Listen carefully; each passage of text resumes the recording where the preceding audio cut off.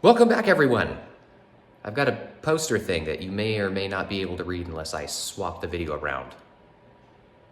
Anyway, I'm in my garage, and if I'm in my garage, that means car stuff. Car stuff that you want. So I have the Subaru here in her beautiful glory. I've only driven her once or twice since I detailed her, but we're gonna do some more things. We're gonna really put the final touches, because this sleeper project car is basically done. There's not a whole lot left that I want to do on it, and what I'm doing today and in the next video are pretty much the last things. So join me in my final days. Unless she blows up when I'm testing it.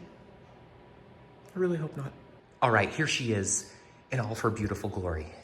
I have been able to get the boost in order for the whole car. I had issues for the longest time because of the bigger turbo that I put in there, getting turbo lag and all that stuff. I ended up fixing it by putting an external wastegate on there, so I had much more control over the pressures.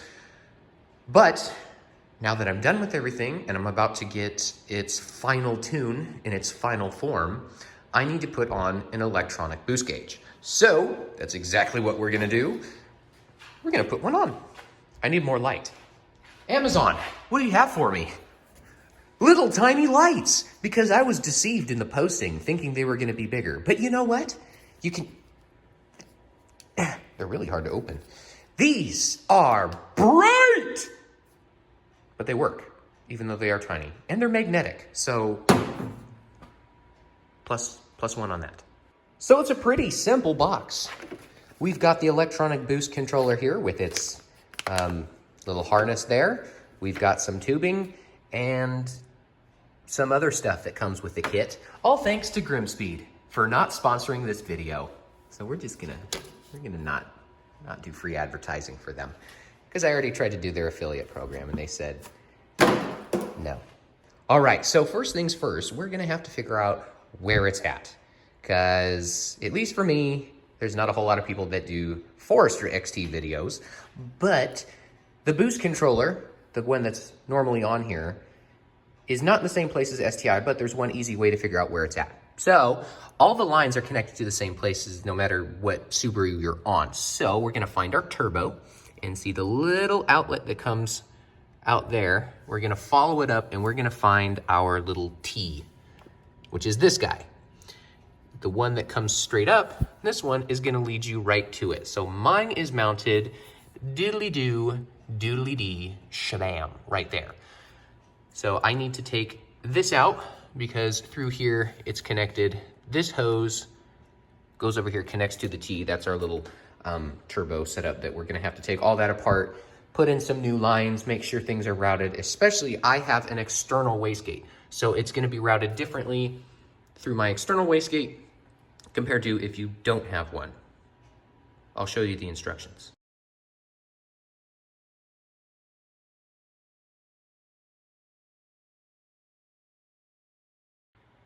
Okay, seems simple enough. We just grab this little simple. Oh, yep, here we go. And then we need to get the rest of this dude out. And it looks like it's just a, okay, there's nothing on that end. Looks like there's just a nut holding this in. So let's take that out. And this guy's gonna be a 10. Like me. So sorry guys, I lied. There's actually two. There's a 10 millimeter there and also right down here. So there's another 10 millimeter on the inside. I don't know if you can see that. Right in there.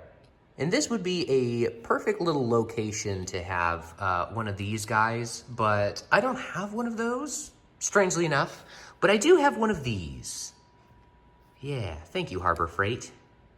It worked. Now that those two 10 millimeter nuts are out on both sides, you can see that this thing is free to not come out because it's hitting that.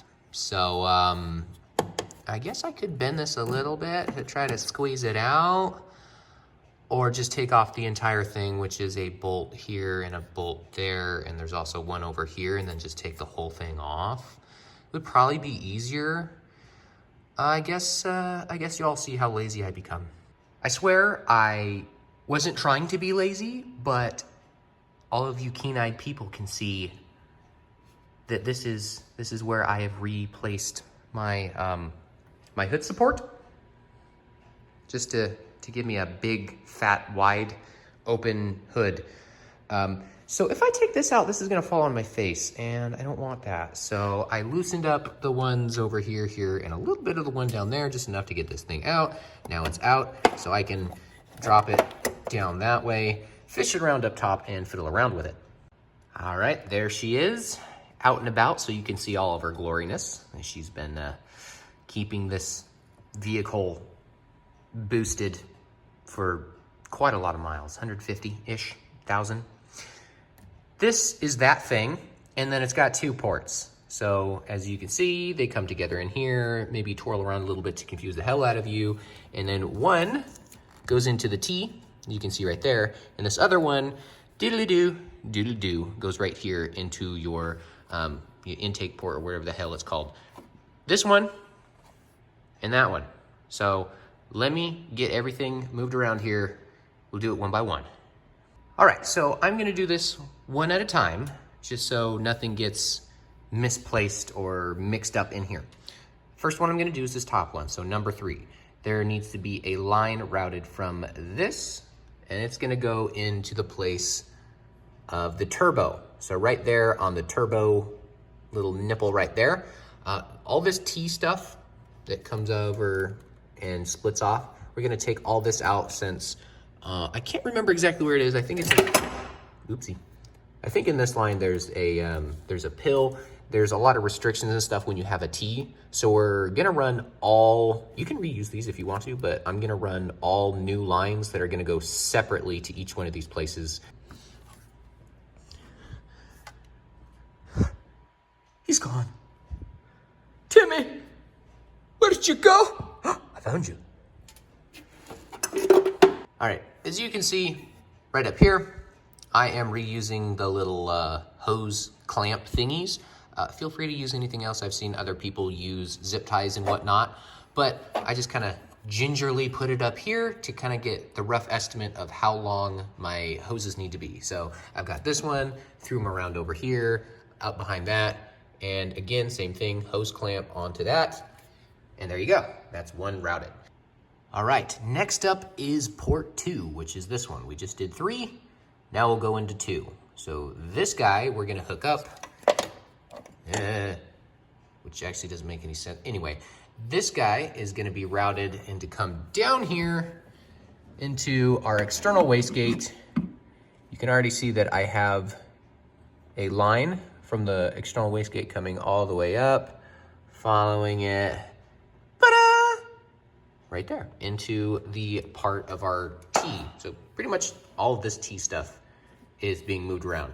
Now I know for a fact that this one does not have the pill in it because when I installed the external wastegate, this came with it. So I can just unplug this one, take the clamp off, pop it onto 2.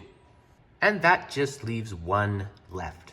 Number 1 is gonna go to your inlet here. So you're gonna leave this one in place because this is kind of a fat tube going into a smaller tube. So I'm gonna remove, oh, that's a hard line. I thought it was softer. We're gonna remove this part, which I'm sure is gonna take me a little while to do, to kind of twist it, crack it a little loose. And there's gonna be this colored little nipple on the inside. We'll connect that and then run it to our number 1. All right, I ended up getting it out. As you can see, it's quite marked up. It's very difficult to get this out. Don't be too aggressive because this is just a little brittle piece of plastic. So that guy slips right easily in there. The other side was not so much. That's why I popped that out really easily and then had to get some pliers. That's in place. Now we just need to get the hose that has been supplied and route it however way you want to get to port 1. All right, so that is officially every line. I've got all 3 of the lines on here. I showed you where they all went. I actually had to put the new line on that one because it was just a little bit too short to put this in comfortably without like kinking the line because it has to do like a weird bend. So I'm gonna put it in like this just because it makes more sense since the one down here, which is, what is it, number 3, 4, 2, 9, Number two. Number 2 goes down to the wastegate, and number 1 is the inlet. It just makes more sense this way since the inlet's up on top and the other one's on the bottom. Middle one, who cares? So I'm gonna put it in like this. Of course, make sure you plug the harness in. That just goes into that guy when we're done. Last but not least is to get these in place into our old ones. I'm feeling like I'm just gonna use my old little brackets, stopper rubber thingies. They do supply new ones and new screws. We'll see how that goes if it's needed. These are quite a bit tinier. So these have been installed. They're really easy. If you don't know how to do it, on one side, you've got this metallic piece that comes straight out, and then you can get the little rubber piece out. So you can see it's kind of flat. It's like a washer with a cylinder that goes through. You can see it on the inside. You take that out, so you can take that out of the old one, pop in the rubber, and then back with the metal. That gets it onto here. I've already got this plugged in. So all I have to do now is kind of finagle this down in here, like so. Make sure the wires don't get in the way. Put these over both the screws, because remember we got 2, and then put the little washers up on top, and I can officially not drive my car anymore. All right, just got everything plugged up, all the hoses in place, all 3 of them, wastegate down there, the turbo right there, and of course our inlet, which I had it run under there just to make it shorter. Don't need it to go anywhere else. All of those are good. All of the old lines are out. Some of them were really needing to come out, all cracked and gross and whatnot. The restrictor pill is gone, the T is gone. So now I have an electronic boost gauge, which needs to be electronically tuned. So now I can't drive the car until that happens. Okay, let's do more mods.